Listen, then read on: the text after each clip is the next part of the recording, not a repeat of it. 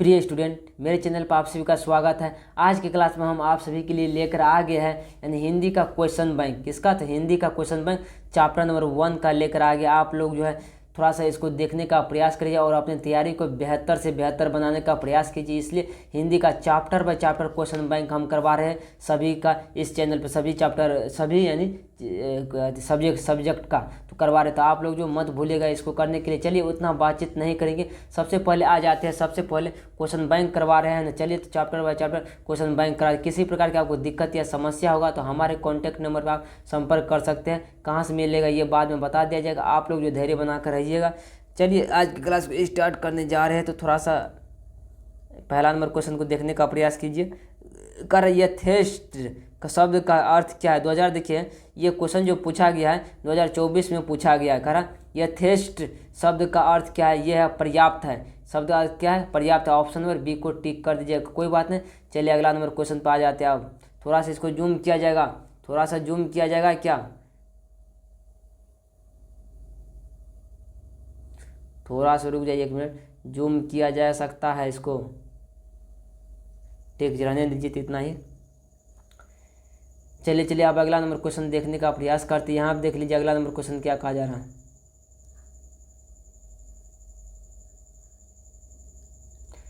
लेखक रामविलास शर्मा को उनकी किस रचना पर साहित्य अकादमी पुरस्कार प्राप्त हुआ था? यह हुआ था निराला की साहित्य साधना पर। किस पर मिला था? तो निराला की साहित्य साधना पर मिला था। ऑप्शन नंबर यानी एक को टिक कर दीजिएगा। चलिए अब अगला नंबर क्वेश्चन पर हम चलने का प्रयास करते हैं। लैटिन कवि वर्जिल पर किसने एक बड़ी अच्छी कविता लिखी थी? ये लिखा था यानी रेनर। कौन लिखा थी? ये अंग्रेज कवि टेनीसन ने लिखा था। ऑप्शन नंबर ए को टिक कर दीजिएगा, यही लिखा था। अब चलिए अब चलते हैं अगला नंबर क्वेश्चन पे। क्या कह रहा है यहाँ से मनुष्य देखिए, मनुष्य क्या कर रहा है? कौन मनुष्य के संपूर्ण जीवन से समृद्ध है? तो यह साहित्य जो मनुष्य के संपूर्ण जीवन से समृद्ध है। मनुष्य के संपूर्ण जीवन से कौन समृद्ध है? तो साहित्य क्या है? मनुष्य के संपूर्ण जीवन से समृद्ध है। यहाँ भी कहा एथेंस किस महादेश में? एथेंस जो है यह है यानी यूरोप महादेश में। एथेंस किस महादेश में? यूरोप महादेश में एथेंस है। अब यहाँ पे कर निम्नलिखित में से कौन हिंदी आलोचना के महत्वपूर्ण हस्ताक्षर कौन थे? ये जो था यानी रामविलास शर्मा जी था। ऑप्शन नंबर डी को टिक कर दीजिएगा।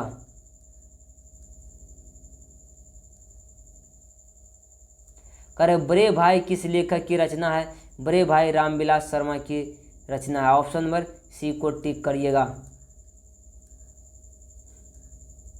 यहाँ कर जार शाही रूस के सोवियत समाज में पढ़े जाने वाले लोकप्रिय साहित्य कौन है? ये जो है यानी तोलस्तोय है। Option number A.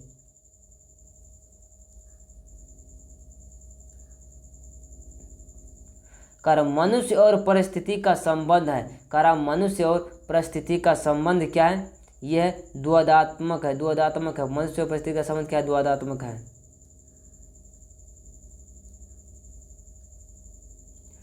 सामाजिक विकास क्रम में सामान्य सभ्यता की अपेक्षा किस सभ्यता को अधिक प्रगतिशील कहा जा सकता है? किसको कहा जा सकता है? ये कहा जाता है यानी पूंजीवादी सभ्यता को।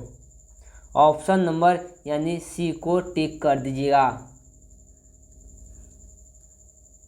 अब यहाँ पर देखिए द्वंद्वात्मक भौतिकवाद मनुष्य की चेतना को अधिक संबंधों से प्रभावित करते हुए यह पंक्ति किस शीर्षक पाठ से की है? तो यह 2022 में यह क्वेश्चन पूछा भी गया। यह है परंपरा का मूल्यांकन का। ऑप्शन नंबर सी का है।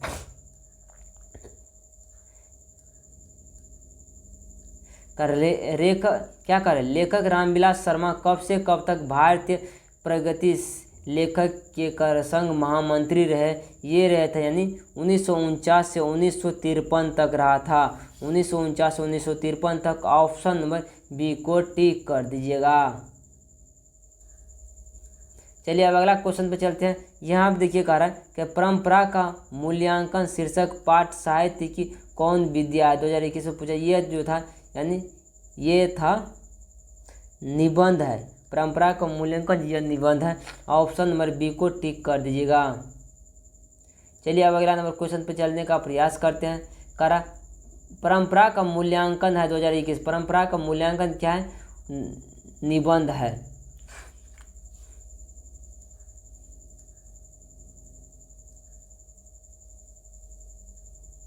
यहाँ पे याद कर रहा है रामविलास शर्मा का जन्म कब हुआ था। रामविलास शर्मा का जन्म हुआ था, ये हुआ था 1912 ईस्वी में हुआ था। ऑप्शन नंबर सी को टिक करिएगा।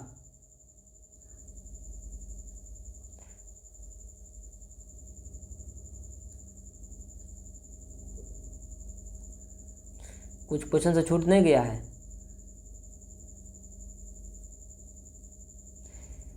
खरा भौतिकवाद अर्थ और भाग्यवाद नहीं किस निबंध की पंक्ति है। यह जो परंपरा का मूल्यांकन का है। ऑप्शन नंबर बी को टिक कर दीजिएगा।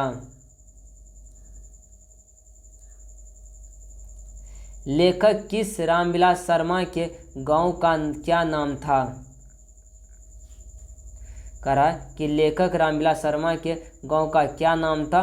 यह था ऊंच गांव सानी नाम था। ऊंच गांव सानी नाम था। ऊंच गांव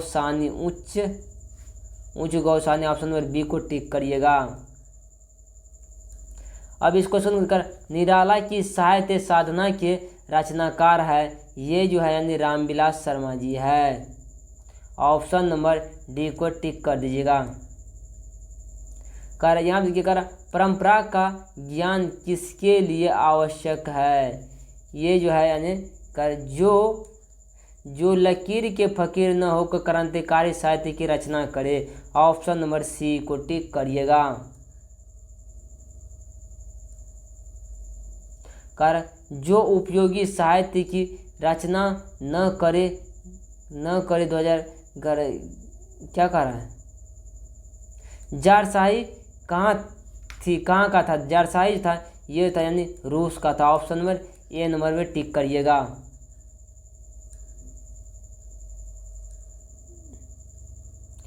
साहित्य के निर्माण में प्रतिभाशाली मनुष्य की भूमिका है, निर्णायक भूमिका है। ऑप्शन नंबर बी को टिक करिएगा।